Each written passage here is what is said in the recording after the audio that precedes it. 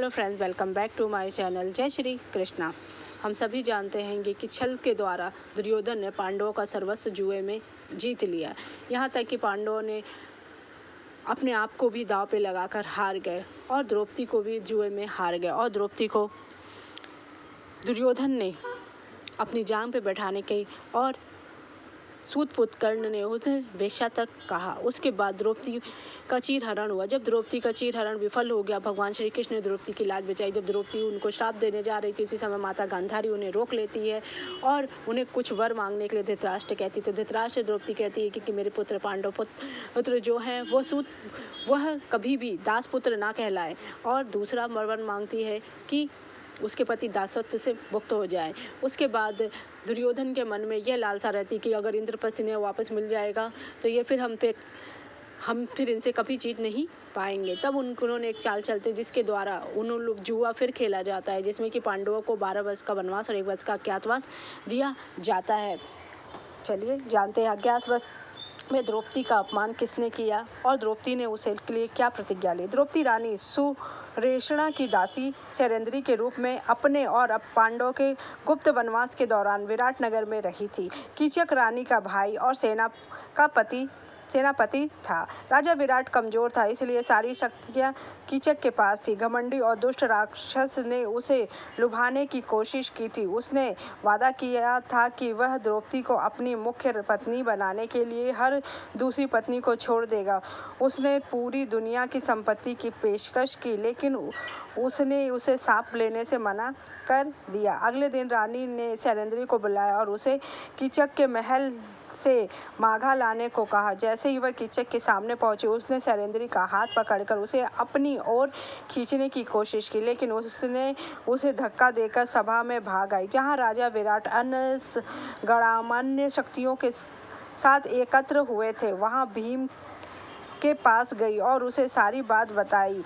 क्रोधित होकर उसने कीचक को उसके किए के लिए मारने का फैसला किया। उसने द्रौपदी को कीचक को बुलाने का निर्देश दिया ताकि वह नृत्य विद्यालय में मिल सके, जिसकी उसने आज्ञा मानी। रात में कीचक नृत्य विद्यालय गया।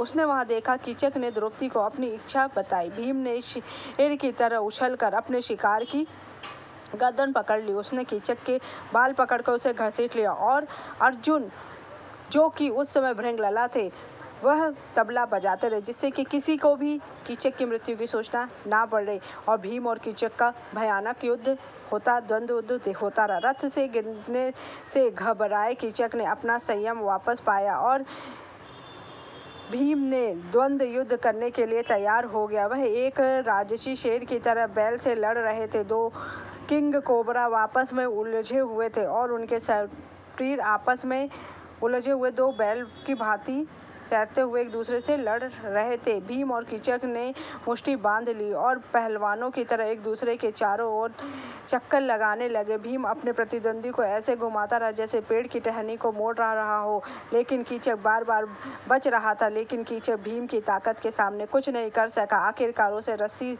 से नीचे खींचा लिया गया, जिससे वह बंदी बन गया। अपनी ताकत से लगभग बेहोश कीचक को गिरा हुआ देखकर भीम ने उसकी गर्दन को जोर से दबाया। ऐसा करते ही उसकी दोनों आंखें बाहर निकल आई और फिर उसे जमीन पर गिरा दिया गया। भीम ने एक घुटने से कीचक की कमर को दबाया और उसके हाथ और पैर को ऐसे खींचा जैसे वह धनुष में से पतंगा चलाने की कोशिश कर रहा। वह मर गया। उसका शरीर युद्ध के मैदान में रह गया। जब द्रौपदी को इस बात का पता चला तो वह राहत की सांस ली और महल में वापस आ गई, क्योंकि द्रौपदी ने प्रतिज्ञा ली थी कि जब तक कीचक का वध नहीं होगा, नहीं तो वह सुबह का सूर्यास्त नहीं देखेगी और अपने आप को मृत्यु के घाट उतार लेगी, क्योंकि बेचारी का इतना अपमान हुआ था कि वह जीवित नहीं रहना चाहती थी। भीम को यह बात पता चली तो भीम ने यह सब योजना बनाई।